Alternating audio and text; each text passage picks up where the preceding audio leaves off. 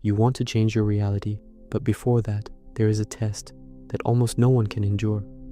And this test is not losing money, it is not suffering, it is not waiting, it is not fighting the world. It is seeing that the part of you begging for change is often the very same part that sabotages change, because it wants a new life without dying to the old prison. And this is exactly where Rumi enters like a blade in the chest, because from the very beginning of the Masnavi, he speaks about the pain of separation, the soul torn from its origin like the reed flute torn from the reed bed. And what destroys you is not only the pain of living, it is continuing to live separated from yourself, pretending strength, pretending control, pretending faith, while inside everything rots in silence.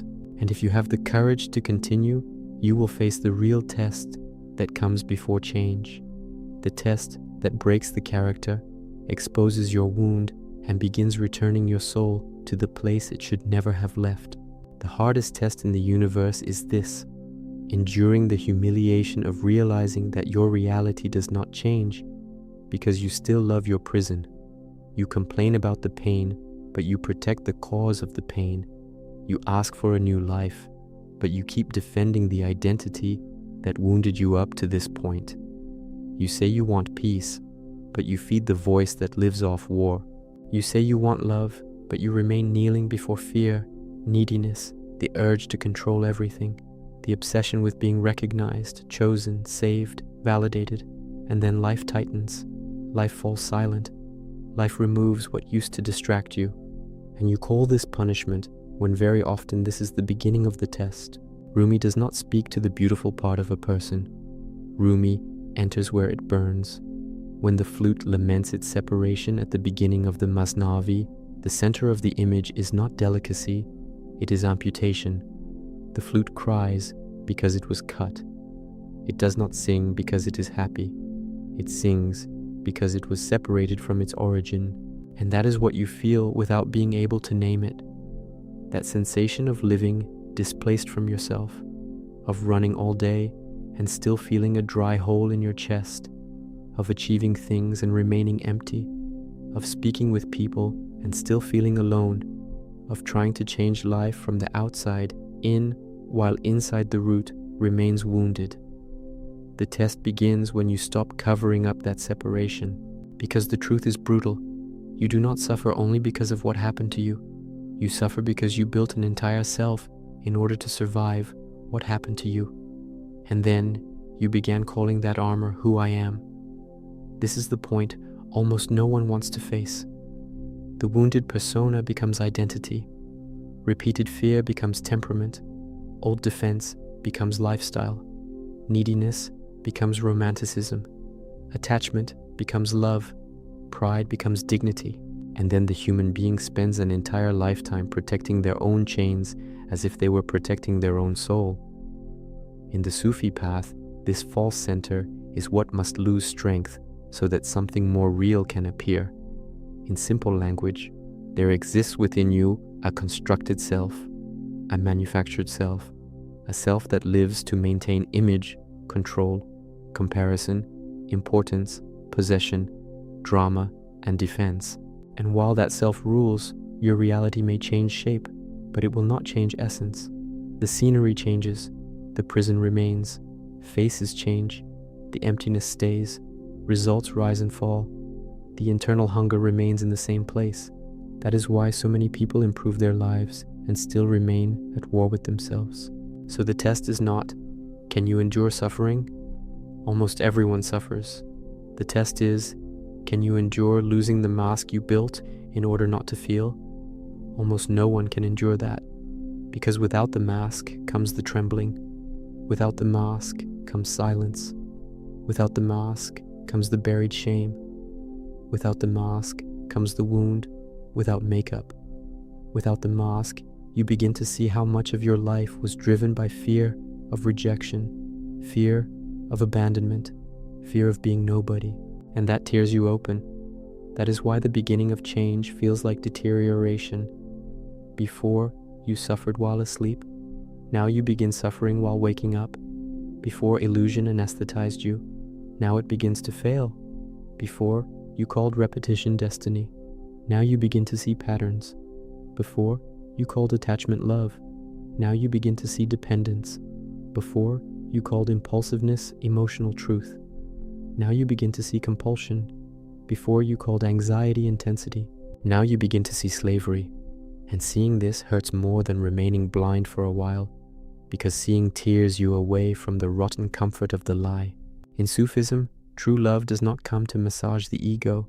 It comes to dismantle it. It comes to show what in you is real and what in you is only smoke. It comes to separate hunger from love, vanity from value, attachment from surrender, neediness from presence. And that is why the love Rumi speaks of is not an emotional varnish. It is fire. It is not cheap consolation. It is a force that dismantles the false in order to open space for the true. When the fire arrives, the character panics because it realizes it will not leave this process more admired. It will leave more real. And the ego prefers applause to truth. You want to change your reality? Then listen to this without running away. Your reality will not fully obey while you continue serving the same internal master. And this internal master is the version of you that lives on reaction, fear, comparison, resentment, fantasy, and control. You can change goals, city, relationships, routine, body, aesthetics, income, language, and even spirituality. If the center remains that same self, the prison only changes decoration. This is where the test becomes cruel, because life begins removing from you precisely the food of the character. Sometimes it removes certainty. Sometimes it removes applause. Sometimes it removes the person on whom you unloaded your dependency. Sometimes it removes the rush that anesthetized you. Sometimes it removes the plan that kept you entertained. Sometimes it leaves you alone in a room with your own conscience. And in that moment, you think, my reality has gotten worse. But something else may be happening. The stage is being dismantled so that you can finally encounter what does not depend on the stage. In the Sufi path, this passage is often explained through the idea of fana, the passing away of the self, the radical weakening of the separate self, the self that takes itself as the center. It is not physical destruction nor contempt for life. It is the collapse of the sovereignty of the false self. First falls the illusion of absolute autonomy, then falls the idolatry of oneself, then falls the need to be the center of one's own narrative all the time. And this is exactly where most people retreat, because without this false center, the person feels vertigo, as if they were disappearing. But what is disappearing is not your essence. It is your prison, not your soul, the character that spoke in its name without ever knowing it, not your dignity, your rigidity, not your strength, your armor, not your truth, your performance. And while this falls apart, you feel grief, grief for an image, grief for expectations, grief for the fantasy you fed for years, grief for the imaginary future that sustained your escape. That is why so many people give up very close to the crossing, because they think grief proves they are losing, when often grief only proves the lie was too old. Rumi would not be gentle with this point. The wound of separation, in his language, is not healed through distraction. The flute does not heal its pain by returning to meaningless noise. It becomes an instrument precisely because it was hollowed, emptied, opened. This is the scandal of the path. What you call ruin may be the opening through which truth begins to breathe. But for that, you must stop plugging the holes with vanity, addiction, excessive speech, excessive stimulation, excessive image, excessive searching for someone who will tell you that you are right. And here comes the hardest part of all. The test does not measure your faith when everything works. The test measures whom you worship when everything begins to collapse. Do you worship truth, or do you worship the sensation of control? Do you love God, or do you love the idea of a God that confirms your character? Do you want reality transformed, or do you want the ego crowned? Do you want the real, or do you want comfort covered with spiritual language? This question separates the sincere seeker from the addict of fantasy, because there is a very sophisticated way to remain lost. turning spirituality into ego makeup. A person begins using elevated words, beautiful speeches, deep symbols, but continues driven by the same poison as always: the need for importance, moral superiority, escape from real pain, fear of seeing oneself. And this is even more dangerous because now the prison has gained a sacred appearance. True Sufism cuts through this. It does not allow you to hide behind beautiful ideas. It pushes you into the raw heart of the question: what in you still prefers illusion to surrender? Surrender here is not passivity. It is not becoming weak. It is not accepting abuse. It is not ceasing to act. Surrender is stopping lying to yourself. It is stopping calling intuition what is fear. It is stopping calling love what is attachment. It is stopping calling destiny what is repetition. It is stopping calling personality what is organized wound. It is stopping negotiating with your own truth. And the application of this is not abstract. It is now. When anxiety strikes, instead of immediately running toward the old relief, stop and ask, what in me is terrified of losing control? When neediness strikes, ask, do I want to love, or do I want to be anesthetized by someone's presence? When anger strikes, ask, what in me is defending itself because its image was touched? When desperation for life to change appears, ask, do I want a new reality, or do I want to remain the same and merely change the scenery? This hurts because these questions do not caress. They tear. The hardest test in the universe, then, is not achieving something. It is enduring the truth before receiving what you want. It is allowing truth to crush the lie before life delivers the next phase. Because if the next phase arrives too early, in the hands of the ego, it becomes another tool of ruin, more power for illusion, more stage for the mask, more food for the character. And perhaps that is why so many things have been delayed in your life. Not because you were forgotten, but because there was still too much in you that would use the blessing to strengthen the prison. This is visceral because it touches pride. No one likes hearing that they are not yet ready for what they ask. No one likes hearing that a large part of their suffering comes from attachment to the false self. No one likes hearing that perhaps what is missing is not a miracle, but surrender. But this shock is liberating, because the second you stop demanding that life confirm your character, you begin becoming available for something real. And the real does not arrive with fireworks. Often it arrives as a firm silence, as an internal no to old patterns, as a loss of taste for what once dominated you, as a clarity that prevents the old lie from continuing to feel comfortable, as a sacred exhaustion with your own repetition, as a clean shame of continuing to betray yourself, as a deep longing for something you cannot explain, but recognize when it touches you. This longing lies at the heart of Rumi's image of the flute, the pain of being far from the origin, the pain of living cut off from the center, the pain of existing separated from the source. And perhaps this is what you feel when nothing fully satisfies anymore. It is not fussiness, it is not ingratitude, it is not weakness. It may be the soul tired of substitutes. It may be the truest part of you refusing to continue being fed by emotional crumbs, shallow validations, and distractions that only extend your thirst. The problem is that most people, when they arrive here, try to quench their thirst with more sand, more stimulation, more rushing, more fantasy, more wrong people, more noise, more escape. Rumi moves in the opposite direction. He does not tell you to run from the wound. He pushes you into it, not to worship pain, but to cross through it until the point where the lie collapses.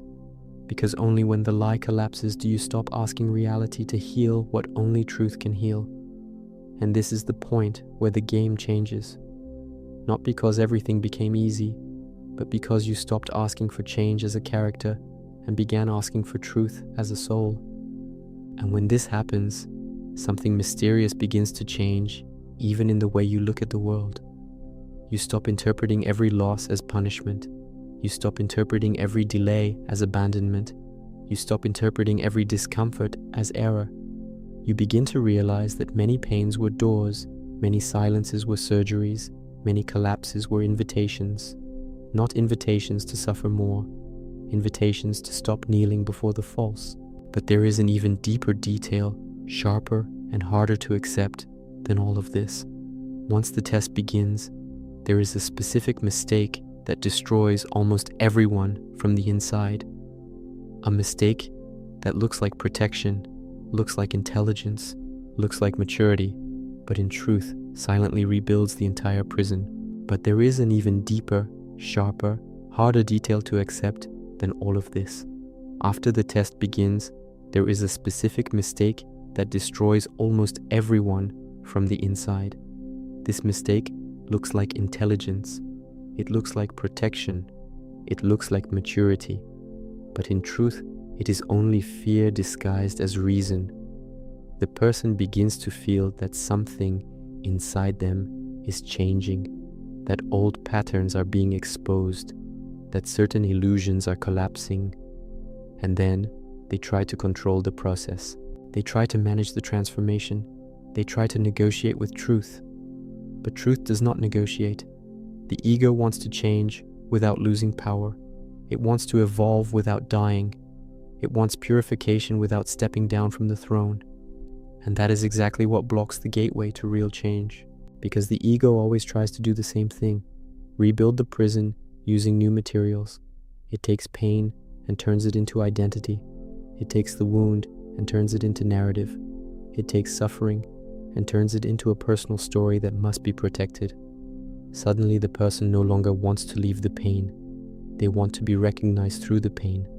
They want the pain to become their banner, their explanation, their justification for remaining trapped. This is extremely subtle, because it seems as if the person is being honest about their wound, but very often they are simply feeding a new version of the same prison. Rumi was brutally direct when he spoke about this through his poetic images. He constantly pointed out that the human being prefers to carry familiar chains rather than walk into the unknown, because the chains, even when painful, are known. The unknown demands surrender, and surrender means losing control of the personal narrative. The ego cannot tolerate this. It prefers repeating the pain of the past rather than accepting the silence of the new. That is why so many people say they want transformation. But when transformation actually begins, they panic and run back to the old identity. Perhaps you have already noticed this moment within yourself, an instant when something inside you clearly says, "This must end." A pattern, an attachment, a relationship, a behavior, an internal lie. In that moment, the soul is calling you to pass through the test. But immediately, another voice appears, a voice that says, "Slow down, you don't need to go that deep." This voice is extremely convincing. It uses logic, it uses fear, it uses memories of the past. It says that changing too much might be dangerous, that maybe it is better to continue as things are. And if you observe carefully, you will realize that this voice does not want your freedom. It wants your predictability. Sufism calls this illusory center nafs, the psychological ego, the part of the human being that lives trapped in self-image, impulses, and attachment to identity. Deep spiritual work is not memorizing concepts or repeating beautiful phrases. It is weakening the dominance of the nafs over consciousness. And that only happens when a person begins to see their own illusions without running away from them. This process is not fast, it is not comfortable, and it is not glamorous. It often looks like a long internal dismantling. But it is exactly this dismantling that opens space for something real to be born. The problem is that the ego hates dismantling. It wants evolution that looks like external growth. It wants to improve the appearance of identity. It wants to seem wiser, stronger, more enlightened. But the path Rumi points to does not begin with expansion. It begins with emptying. And this is deeply counterintuitive to the mind. The mind wants to accumulate knowledge, accumulate achievements, accumulate recognition. But the soul begins to awaken when certain things start to fall away. Certain illusions begin to lose strength. Certain internal narratives begin to reveal themselves as invented stories. And when that moment arrives, the person feels a very specific kind of pain. It is not only sadness, it is not only frustration, it is a pain of clarity, the pain of realizing that what once seemed solid may never have been real. It is like waking from a very long dream and realizing that much of what guided your decisions was only an attempt to protect yourself from something internal you never wanted to look at directly. This is the point where the soul begins to breathe for the first time, but the mind interprets this moment as loss. That is why so many people stop halfway through the path. They confuse the collapse of illusion with the destruction of life. They confuse silence with emptiness. They confuse the end of an identity with the end of themselves. But in reality, the opposite is happening.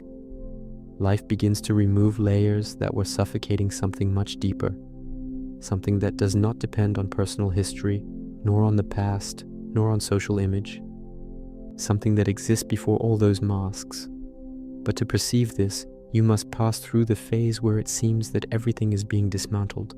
This is the point where most people turn back, because the mind falls into panic when it realizes it no longer controls the process. It tries to restore the old balance, even if that balance was built on a lie. And then distractions appear. New projects, new obsessions, new relationships, anything that allows a stable identity to be rebuilt quickly. The problem is that this only restarts the cycle. The prison begins functioning again, only now with a different appearance. But those who cross this point begin to notice something curious. Silence stops feeling empty.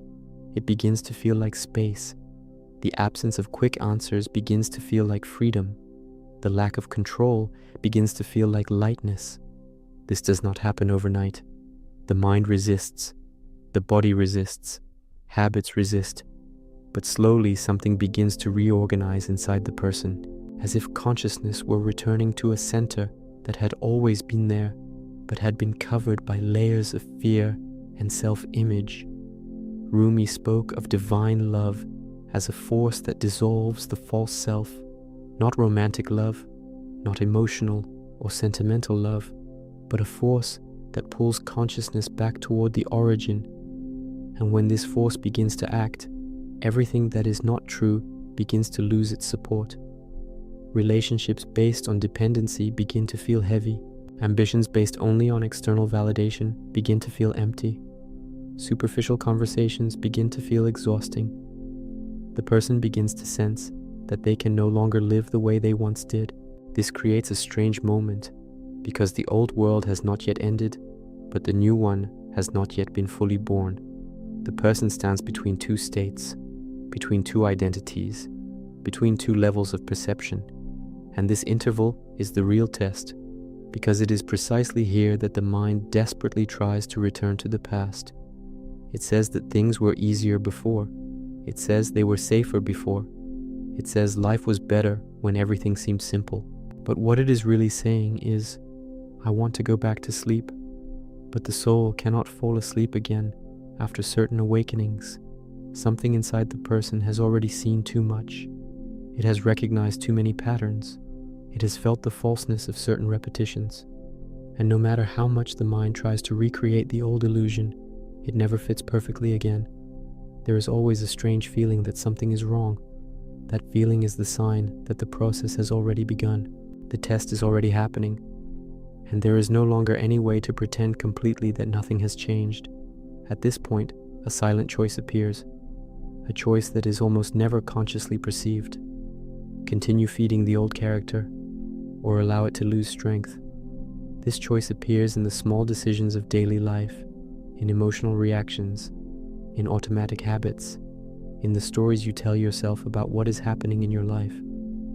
Every time you choose honesty instead of defense, something in the old self weakens. Every time you choose presence instead of escape, something new begins to be born.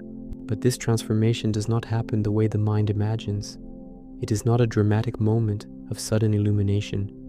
It is more like a slow shift of center. The person begins to react less automatically, begins to observe more, begins to realize that many emotional impulses do not need to be followed immediately, begins to feel a space between stimulus and reaction. That space is the beginning of inner freedom. And when this space appears, external reality begins to respond differently. Not because the universe suddenly became magical, but because the person stopped acting solely from fear and compulsion. Decisions begin to be made with more clarity. Relationships begin to be chosen with more awareness. Repetitive patterns begin to be interrupted.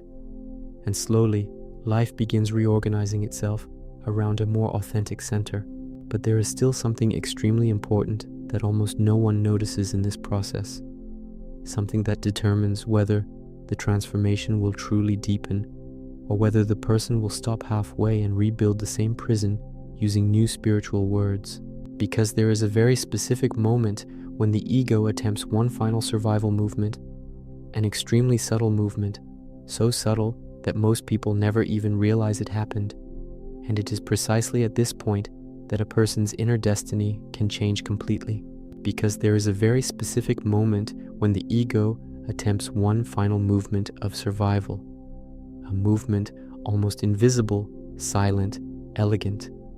It does not look like resistance, it looks like understanding. The person begins to understand spiritual ideas, begins to recognize their patterns, begins to speak about consciousness, ego, presence, and in that moment, a very dangerous new identity is born, the one who understands. This is the ego's final trick. It stops fighting the path and instead begins wearing the path as clothing. It starts using the language of truth to protect the old structure. And this happens very subtly. The person begins explaining everything, analyzing everything, interpreting everything spiritually.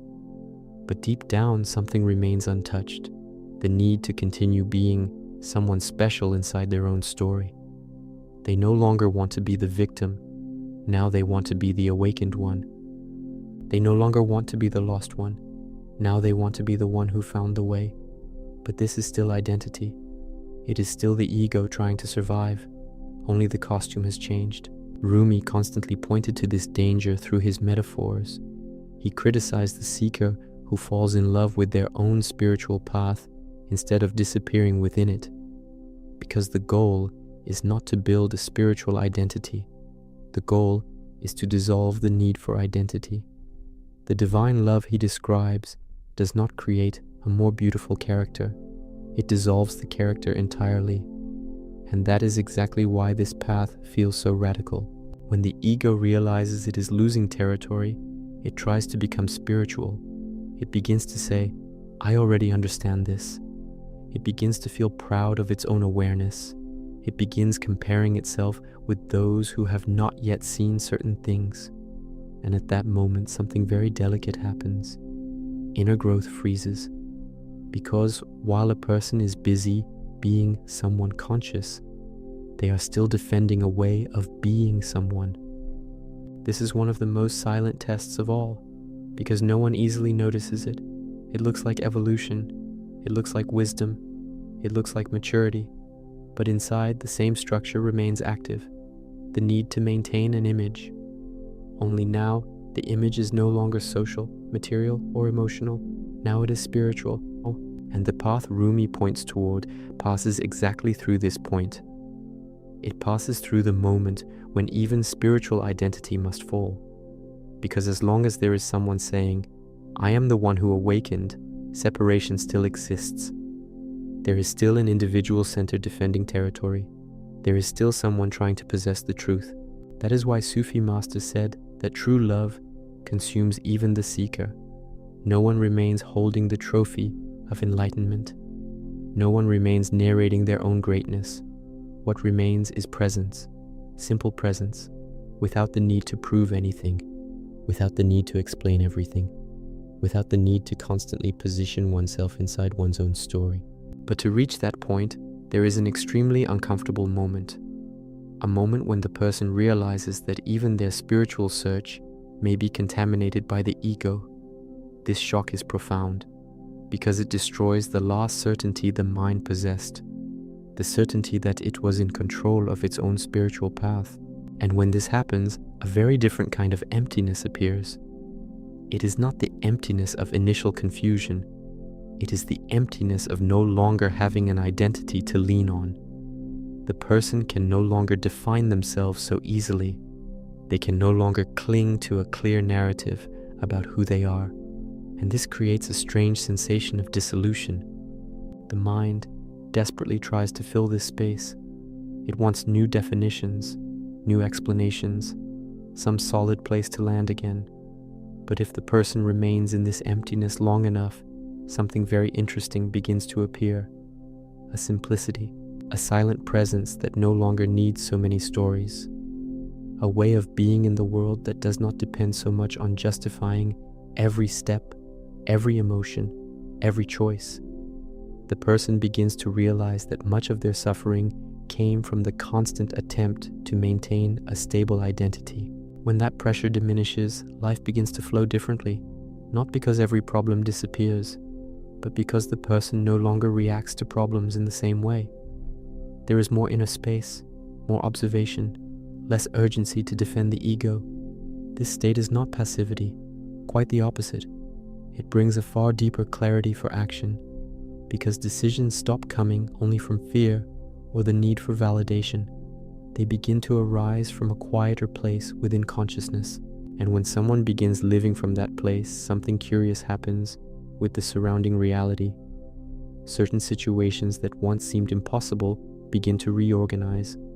Certain conflicts lose their intensity. Certain patterns that repeated for years simply lose strength. This does not happen by magic. It happens because the center of decision has changed. The person has stopped reacting automatically to everything that touches their wounds. And when reactions change, results begin to change as well. But even then, the path does not end here. Because even after crossing this level of clarity, there is a deeper dimension that almost no one immediately notices. There comes a moment when the person realizes that true transformation is not only about improving their life, but about something far more radical. It is the realization that the very idea of my life begins to lose its central importance, not in the sense of neglecting existence, but in the sense of perceiving that life no longer revolves around sustaining a personal character. Something far more vast begins to occupy the center of experience. Rumi pointed to this constantly when he spoke about disappearing in love. It is not the destruction of being, it is the dissolution of separation. The person begins to feel that their identity is not limited to the individual story the mind constructed. And when this perception begins to mature, the entire world starts to be seen differently. Relationships cease to be merely exchanges of need. Achievements cease to be merely confirmations of the ego. Even suffering begins to be perceived through another kind of gaze. But even at this point, there is an extremely delicate detail that can completely change the direction of the inner path, because there comes a moment when the person must face something even deeper than everything seen so far, something capable of completely dismantling the way they understand reality, identity, and purpose. Because there comes a moment when a person must face something even deeper than everything that has been seen so far, something that dismantles not only personal identity, but the very way one understands life itself. At that point, the question changes completely. It is no longer, how can I improve my life? The question becomes, who is this that insists on calling everything my life? This question seems simple, but it cuts directly into the center of the illusion, because the mind always begins from the idea that there is a solid I controlling the experience. But when a person begins to look with honesty, something strange appears. This I changes constantly. It changes with emotions. It changes with thoughts. It changes with the environment. It changes with fear. It changes with desire. What once seemed like a fixed identity begins to look more like a constant movement of thoughts and memories trying to organize themselves into a coherent narrative. And when this perception begins to mature, something very deep starts to loosen. This is one of the most radical points of the inner path, because the person realizes that a large part of their life has been guided by a mental story about who they are, a story built from past experiences, other people's opinions, emotional memories, and attempts at self-protection. And that story has been repeated so many times that it began to appear solid. But when you begin to look at it directly, you realize that it is only thought in motion. Rumi often used dream imagery to speak about this, not to say that life does not exist, but to show that the mind creates layers of interpretation over everything that happens. A person lives more inside these interpretations than within the direct reality of experience. They react more to the stories they tell themselves than to the facts themselves. This is the moment when the test becomes even more intense, because realizing this creates a strange sensation of freedom and vertigo at the same time. Freedom, because many of the limitations that once seemed fixed begin to lose weight. Vertigo, because the mind loses its old references. It no longer knows exactly who it is within the usual narrative. At this point, many people try to quickly rebuild a new identity, perhaps more spiritual, more conscious, more refined, but still an identity, because the ego prefers any definition rather than remaining in the unknown. It prefers a comfortable prison over an open space without walls. But those who cross this moment with courage begin to notice something extremely simple and powerful. There is a consciousness that perceives all these movements. There is something in you that observes thoughts appearing and disappearing, observes emotions changing, observes mental stories being created and dissolving. This observing presence does not need to struggle in order to exist. It is already there. It has always been there. Even when you were completely identified with your internal narratives, this silent awareness continued observing everything. And when attention begins to rest in that place, something very profound happens. Life stops being only a sequence of automatic reactions. A space appears between stimulus and response. Within that space there is freedom, not an abstract freedom, but the concrete freedom of not automatically repeating the same emotional patterns that once dominated your story. This is one of the points where reality begins to change more clearly, because many situations that once seemed inevitable were actually unconscious repetitions of internal patterns. When awareness begins to see these patterns before acting, the chain of repetition begins to break. And when an internal pattern breaks, the external world begins to respond differently. Relationships that once followed the same script stop having the same dynamic. Conflicts that once escalated quickly begin to lose intensity. Decisions that once came from impulse begin to arise with more clarity. But something even deeper is happening behind all of this, because when a person begins to notice this silent awareness that observes the mind, they also begin to realize that their identity may not be limited to the personal story they once believed themselves to be. This is an extremely delicate point on the inner path, because the mind immediately tries to turn this perception into a concept. It wants to explain it, define it, organize it within a theory. But the truth is much simpler than any explanation. It is simply presence. Presence before thought. Presence before narrative. Presence before identity. A way of being that does not depend on proving anything, defending anything, or achieving anything in order to exist. When this presence begins to become clearer, the relationship with life changes profoundly. Experiences continue to happen. Emotions continue to arise. Challenges continue to appear. But something fundamental shifts. The person is no longer completely lost inside every movement of the mind. This creates an inner stability very different from any form of control. It is not a stability based on guaranteeing that everything will work out. It is a stability based on knowing that the awareness that perceives experience remains, regardless of what happens within experience. And when someone begins living from this clarity, something curious happens. The desperate search for change begins to diminish, not because life has stopped evolving, but because the person is no longer trying to complete themselves, through external circumstances. At that point, the transformation of reality begins to happen almost as a natural consequence.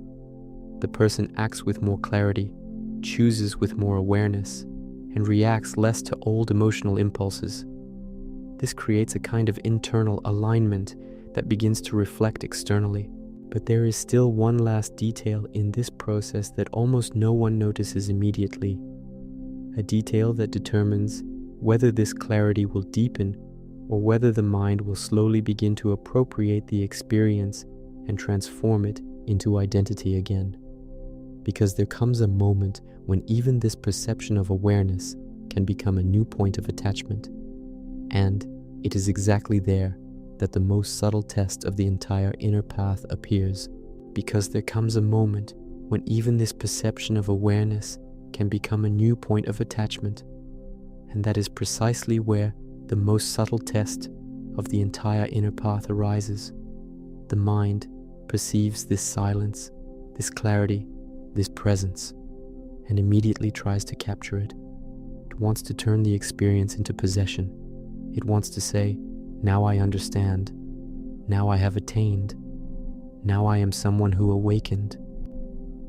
And the instant that happens, the old structure begins to breathe again, because the ego no longer needs to deny truth. It can simply try to possess truth. This is one of the most delicate points in the entire path described by the Sufi masters, because the mind begins transforming its own lucidity into identity. The person starts to see themselves as someone who has seen beyond. They begin to feel a difference between themselves and others. They begin to feel that they are now at a different level of consciousness. And in that moment, something very silent occurs. Separation returns, perhaps not in its old form, but in a more refined one. Now the separation is no longer based on wealth, appearance, or power. It is based on spiritual perception, and while that separation exists, the heart has not yet fully crossed the portal of surrender. Rumi pointed repeatedly to something very simple. True love dissolves even the idea of the one who loves. In divine love, no one remains holding the experience for themselves. No one remains saying, "This is my awakening." What remains is simply the flow of life happening without the constant need for an egoic center narrating everything. But to reach this point, there is a moment of deep discomfort, because the mind loses even the last territory on which it could stand. It can no longer define itself through old stories, and now it also cannot define itself through consciousness itself. In that instant, a very intense feeling of not knowing who one is appears. This not knowing is terrifying for the ego. It wants quick answers. It wants clear definitions. It wants to rebuild a new center immediately. But when a person remains in this space without running back into an identity, something extraordinary begins to happen. Life begins to be perceived directly, without so many layers of interpretation. The mind continues functioning, of course. Thoughts continue appearing, emotions continue arising, but they no longer dominate the entire field of experience. They are seen as passing movements. This is the beginning of a very deep freedom, because when thoughts stop being confused with identity, they lose much of their power. An emotion may arise, but it no longer needs to define who you are. A thought may appear, but it no longer needs to govern your actions.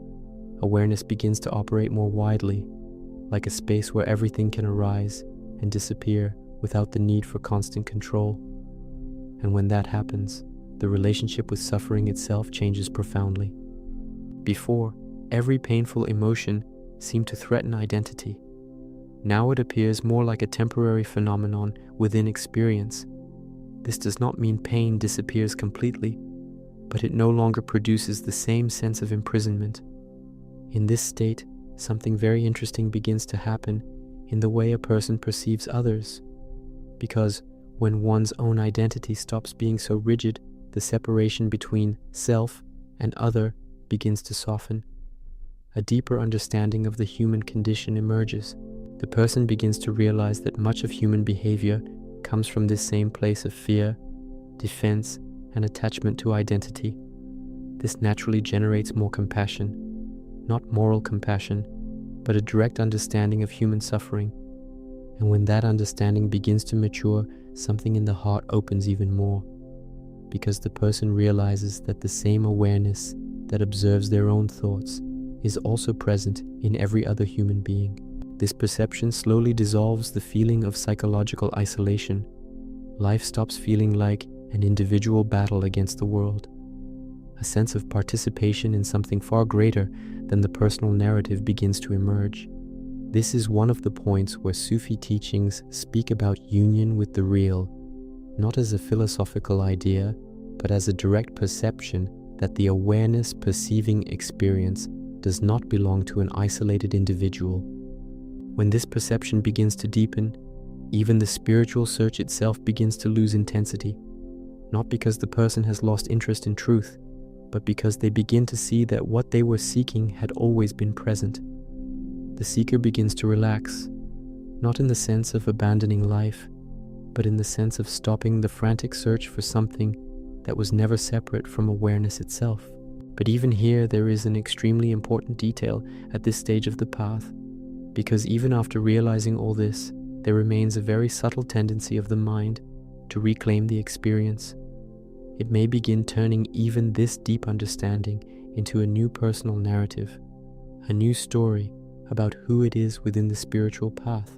And it is exactly here that the final test appears, a test almost no one notices, a test that determines whether a person truly crossed the portal of transformation or merely discovered a more sophisticated way to remain inside the same prison.